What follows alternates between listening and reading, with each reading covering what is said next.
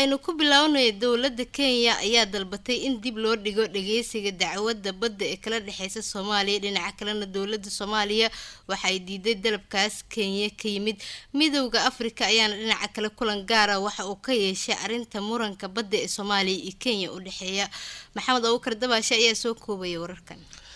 dowladda Kenya ayaa si rasmi ah waxay u dalbatay in la hakiyo dhageysiga kiiska dacwadda badda ee kala dhaxaysa Soomaaliya kaas oo lagu waday maxkamadda cadaaladda adduunka ICJ ay bilowday dhageysigeeda 9 bisha maalinimada Isniinta ee soo socota sida uu baahiyay wargeyska Daily Nation oo ka soo baxa dalkaasi Kenya dowladda Kenya ayaa codsigeeda qiil ugu dhigtay in ay doonayso in waqti la siiyo si ay u qorato qareeno cusub oo difaaca Kenya warar dhanka diblomaasiyadda ayaa waxay sheegayaan in Kenya ay qabto dareen ku aadan in lagu guuleysan karo dacwadaas isla markaana ay fashil xoogan ka soo gaari karo dacwadda dhanka badda ee Soomaaliya sidaas darteed ay doonayso in la hakiyo dhageysiga dacwadda ayna marto wadooyin kale oo arrimahan loo hakiyo oo ayna doonayso in wada xaajood hoose arrimahan lagu xaliyo hasaatee dowladda federaalka Soomaaliya ayaa diiday dalabka ah in dib loo dhigo dhageysiga dacwadda waxayna xubno ka tirsan dowladdu ay sheegeen in aan suurtagal ahayn dacwadan oo heerar badan oo muddo 5 sano soo jiitamaysay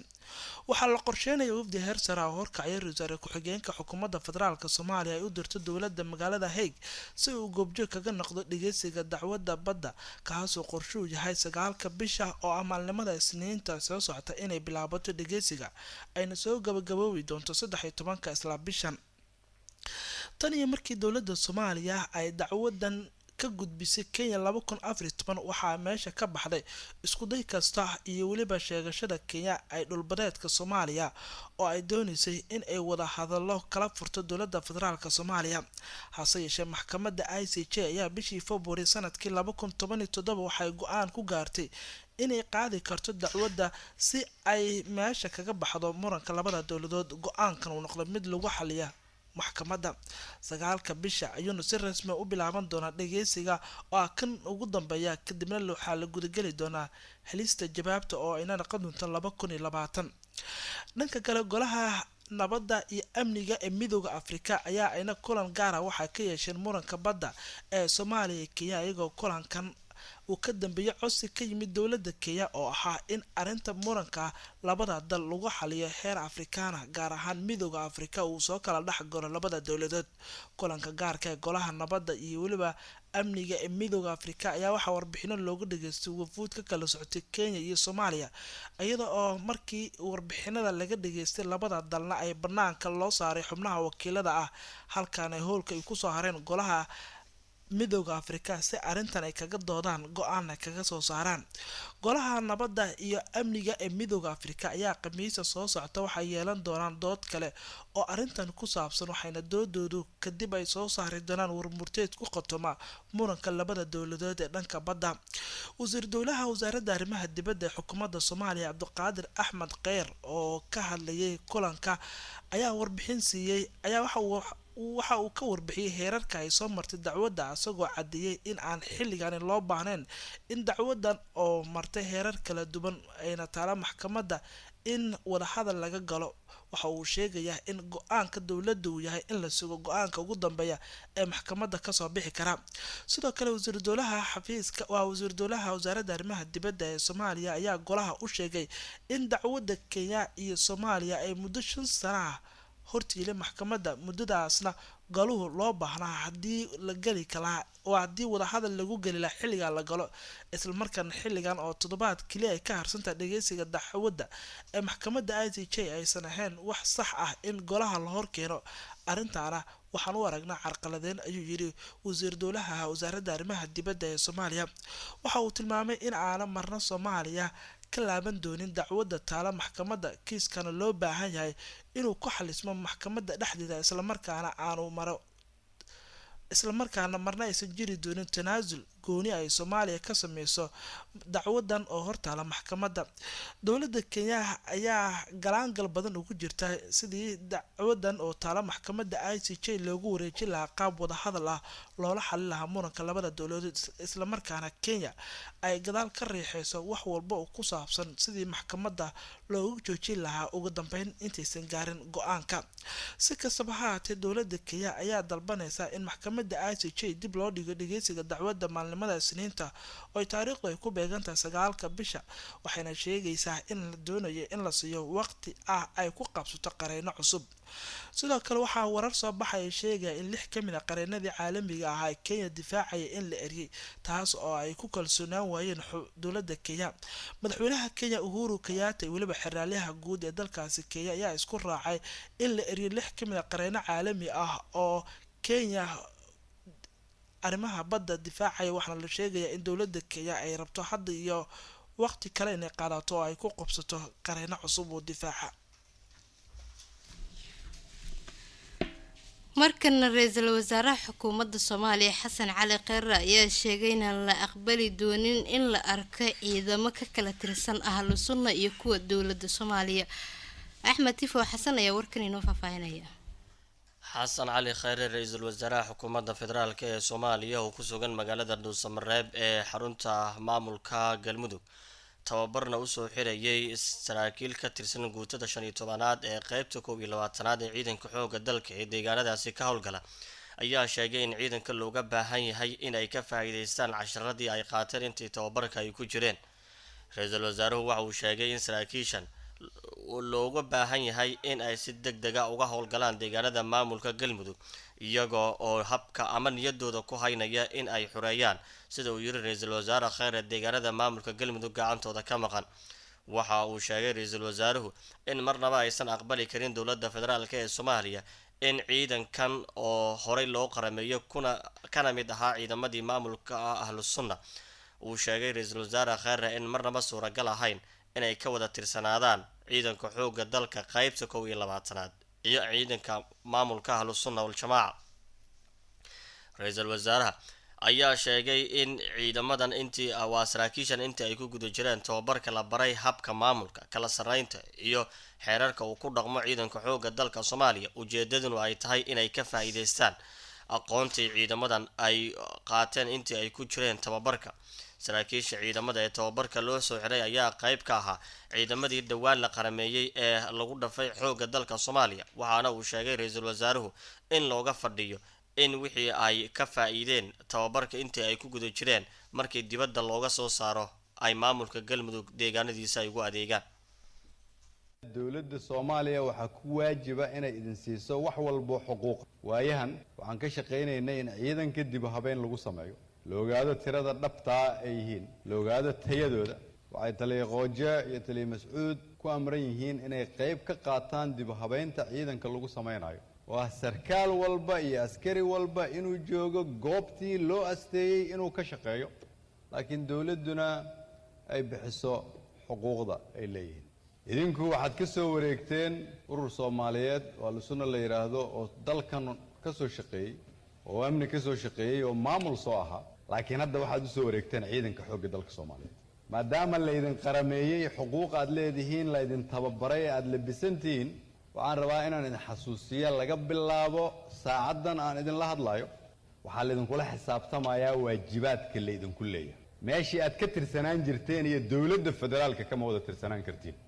mana aqbalayo. laakiin qof walba halkan jooga waxaan rabaa xuquuqdiisa in la siiyo, bil walba inuu mushaarkiisa qaato. hadduu cudur ku dhaco ama xabadi ku dhacdo in la soo qaado isla markii la keeno xamar si loo daaweeyo. hadduu tababar u baahdo dibadda loo diro. hadduu dhinto caruurtiisa xuquuqda la siiyo. waxaan rabaa inaad yeelataan xuquuq buuxda, laakiin xuquuqda waxaa la socdaa waajibaad. soo sidaa ma waxaad isu soo taagteen idinkoo saraakiil ah. waa inaad fahamtaan sarkaalka macnihiisa. sarkaalku waa indhaha ciidanka, waa bilowga dowladnimada iyo madaxda. idinka ah marka tusaalihii iyo iftiinkii. sababta ay muhiim u tahay marka inaad idinku muujisaan inaad tihiin hormuudka dalka waa sidaas awgeed. waa soo dadaasheen, shaqo badan baad soo qabateen, laakiin waxaad saldhig u tihiin ciidan Soomaaliyeed oo la rabo inay soo celiyaan mustaqbalka iftiinka ummadda Soomaaliyeed oo aan jabhad iyo qabiil iyo dan gaar ahba lagu soo celin karin waa laga soo quustay ku dhawaad 30 sano ra-iisul wasaaraha xukuumadda Soomaaliya Xasan Cali Khayre intii uu la hadlayay saraakiishan tababarka loo soo xiray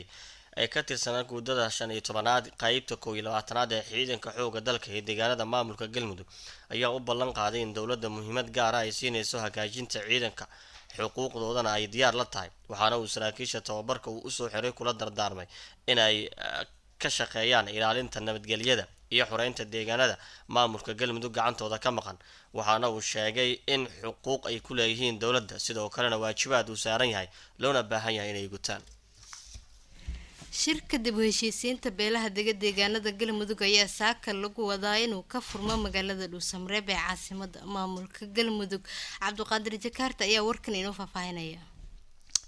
ra-iisul wasaaraha xukuumadda federaalka ee Soomaaliya Xasan Cali Khayre ayaa lagu wadaa in maanta oo Arbaco ah inuu magaalada Dhuusamreeb oo ah xarunta rasmiga ah ee maamulka Galmudug uu ka furo shirka dib u heshiisiinta beelaha deegaanada maamulkaasi Galmudug magaalada Dhuusamreeb ayaa haatan waxaa ku sugan dhammaan ergada qaybgalaysa shirka iyadoona shalay ergadii u dambeysay ee ka timid deegaanka Xeraale ee halkaas gaareen waxaana jirtay in shirkaas tiro 2 jeer ah oo dib dhac ku yimid sabab badan oo ku saabsan qaraafkii soo kala dhexgalay ahlu sunna wal jamaa iyo dowladda federaalka Soomaaliya walow markii dambe xal laga gaaray muddo ka badan bil iyo bar ayaa guddiga qabanqaabada shirka dib u heshiisiinta beelaha deegaanada Galmudug ay ku mashquulsanaayeen isku keenida ergada qaybgalaysa shirka dib u heshiisiinta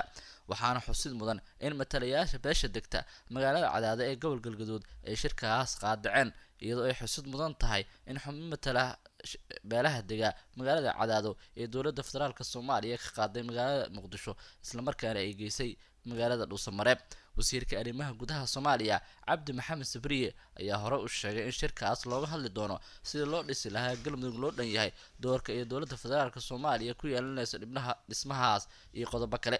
ammaanka guud ee magaalada Dhuusamreeb ayaa aad loo adkeeyay waxaana magaaladaas ku sugan ciidamada dowladda oo isugu jira military booliis iyo nabad sugid sidoo kale waxaa ku sugan ciidamo ka tirsan AMISOM oo ka kala socda dalalka Djibouti iyo Ethiopia